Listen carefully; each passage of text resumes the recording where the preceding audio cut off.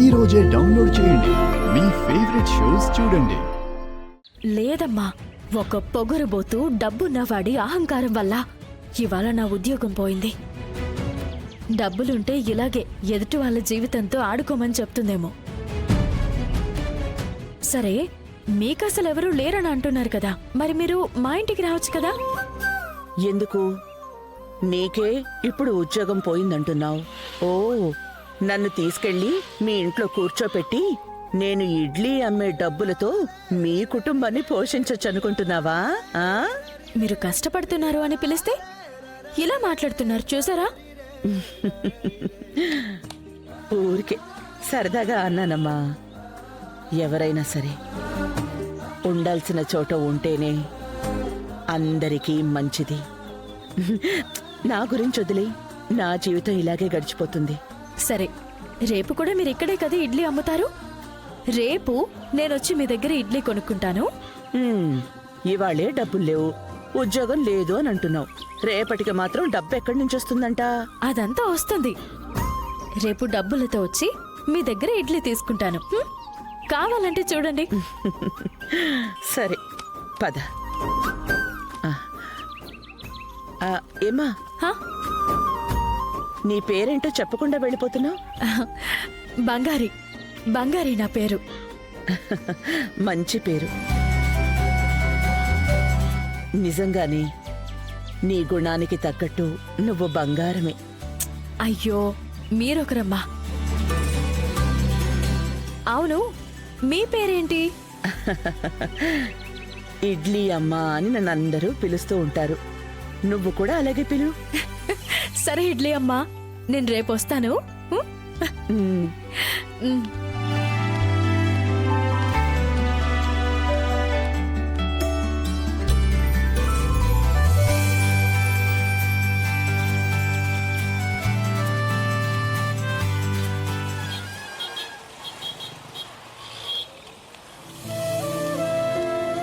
ఉద్యోగం పోయింది అనే విషయం ఇంట్లో ఎలా చెప్పాలి?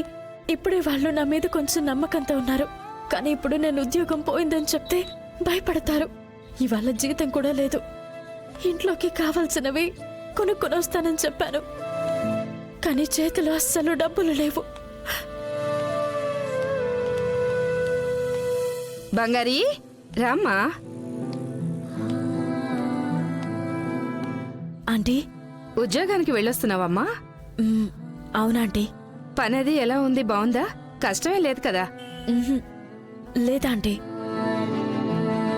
అవును, నీ మొహం ఎందుకు అలా వాడిపోయింది? పని చేసే చోట ఏదైనా సమస్య వచ్చిందా?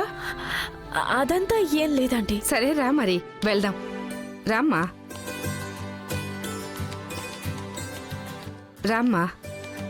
అన్నా, ఏంటమ్మా? ఈ అమ్మాయి పేరు బంగారి, మన ఇంట్లోనే అద్దెకుంటోంది. ఈ అమ్మాయికి నెల రోజులకేం కావాలో ఆ సరుకులన్నీ మీరిచ్చి పంపించండి. డబ్బులేమి ఇప్పుడు అడక్కండి, జీతం రాగానే తనిస్తుంది. మీరు చెప్పారు కదమ్మా, ఏమేం కావాలో లిస్ట్ మాత్రం ఇవ్వండి, ఇచ్చి పంపిస్తా. సరే అన్నా. అలాగే మీరు కూరగాయల కోసం ఒక అట్ట పెట్టుకున్నారు కదా, అది కూడా ఇచ్చేయండి. డైలీ ఏం కావాలో కొనుక్కుంటుంది, అది కూడా జీతం వచ్చాక ఇచ్చేస్తుంది. అలాగే ఇస్తానమ్మా, ఏం సరే. కావాలో అది కొనుక్కుంటారు. బంగారి, సరుకులు కూరగాయలు కాకుండా గిన్నెలు ఫ్యాన్సీ ఐటమ్స్ అన్నీ ఇక్కడ దొరుకుతాయి.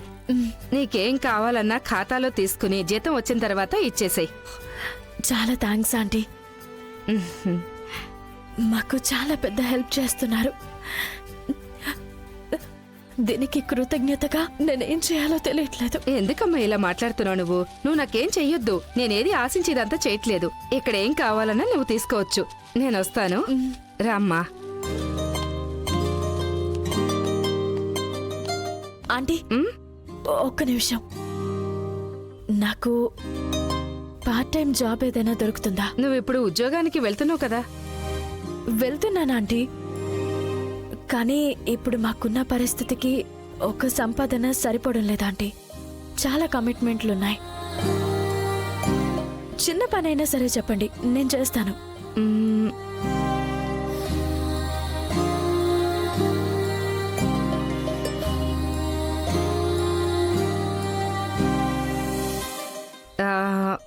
నీకు మాల కట్టడం వచ్చామ్మా? తెలుసా ఆంటీ. అలాగైతే ఒక పనుంది. నువ్వు కావాల్సిన సరుకులు తీసుకురా, నేను ఇంట్లో ఉంటాను. వచ్చాక ఫోన్ చేయి. వస్తాను. Thanks aunty. నువ్వు వెళ్ళమ్మా.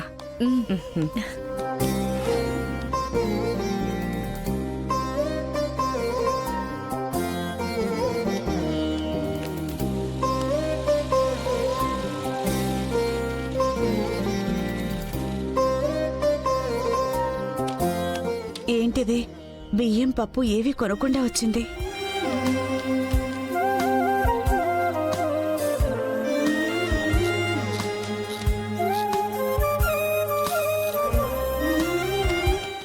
అన్నా, అమ్మా అది కూడా అక్కడ పెట్టండి. సరేనమ్మా.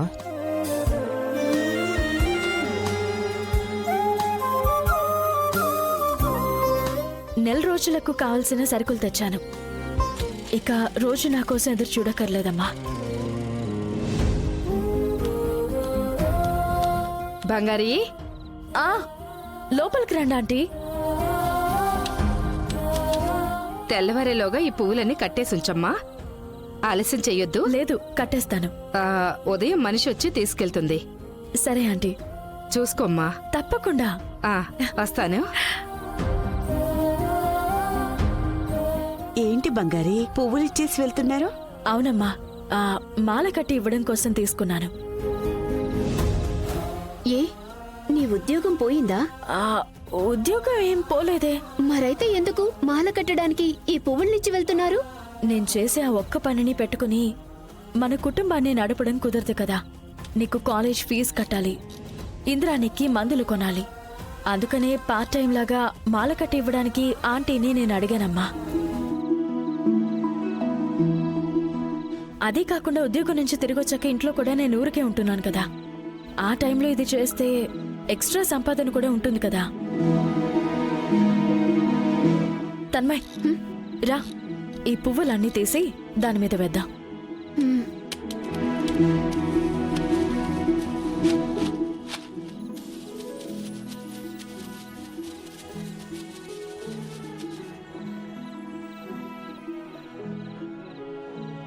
మాల కట్టాలంతే కదా?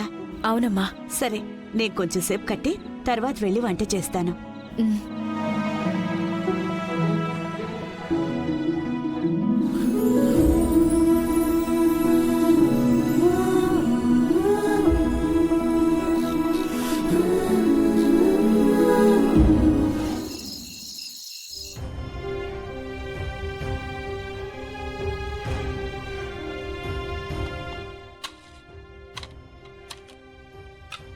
తినడమ్మా. అందరినీ రానివ్వు, ఒకేసారి కలిసి తింటాం. సరేనమ్మా. Headache man, headache.